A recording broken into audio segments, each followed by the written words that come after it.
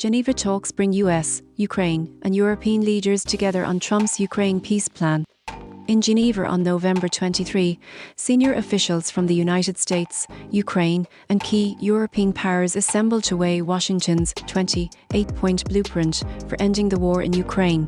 President Donald Trump has given Kyiv a tight deadline, until the coming Thursday, to endorse a plan that would force Ukraine to surrender occupied territories, curb its armed forces, and abandon its long-standing ambition to join NATO.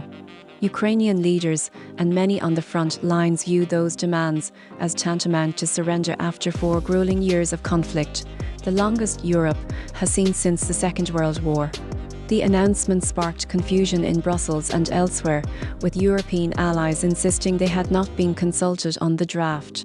Among the first arrivals were US Special Envoy Steve Witkoff and Secretary of State Marco Rubio, who said the goal was to iron out final details that would produce a deal favourable to Kyiv, while emphasising that any agreement would ultimately require the personal endorsement of both President Trump and President Zelensky.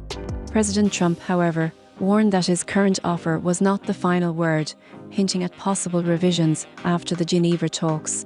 Throughout Sunday, a series of coordination meetings set the stage for an intensive day of bilateral and multilateral discussions featuring US Army Secretary Daniel Driscoll, Ukraine's chief negotiator Andriy Yermak, and national security advisors from the E3, France, Britain and Germany, together with EU representatives and an Italian delegate.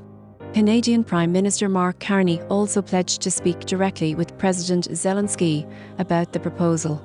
Western leaders acknowledged that while the US plan incorporates several Russian-favoured points, it still requires additional work to satisfy Kyiv's core interests before the Thursday deadline. A German source confirmed that European diplomats have drafted their own version of the peace plan, building on the American framework, and have shared it with both Washington and Kyiv. Zelensky warned that rejecting the plan could jeopardize Ukraine's sovereignty, dignity, and, crucially, continued Western support.